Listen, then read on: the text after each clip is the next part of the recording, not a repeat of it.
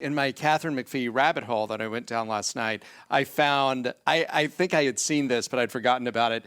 There is on Instagram, you sang I Have Nothing, a Whitney Houston song that your husband wrote.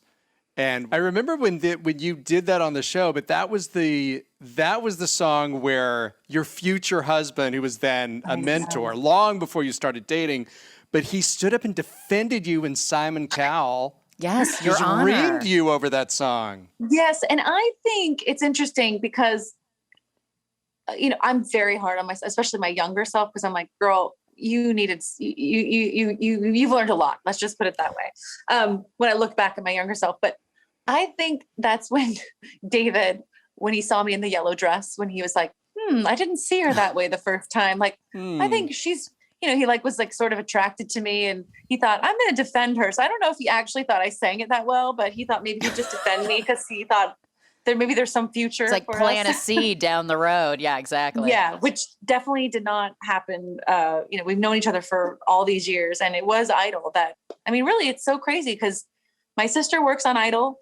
She still works on the show that's on now. Oh, on she ABC. does? Still? She does. She's amazing. They love her on the show. She's been on it for years now. She's a vocal coach on the show. So my whole it's like a whole family affair. I think of the show very fondly. I've met my husband on that show. But wait, obviously when you met him, you were so young and he was this mentor figure. But when did it change for you?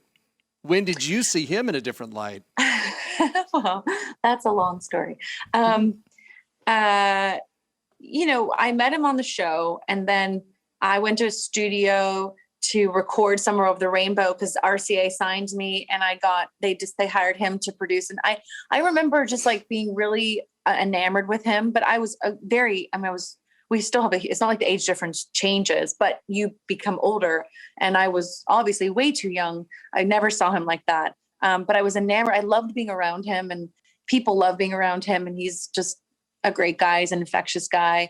And then we did tons of years of gigging together. And then we ran into each other in Palm Springs at a tennis match. And so that was where it was a little bit, things changed, but I was already, well into my 30s. And so I will spare you some of the details, but please don't.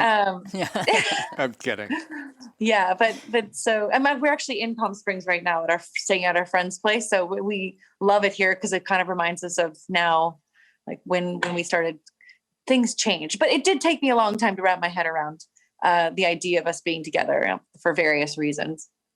But I've always loved and adored him.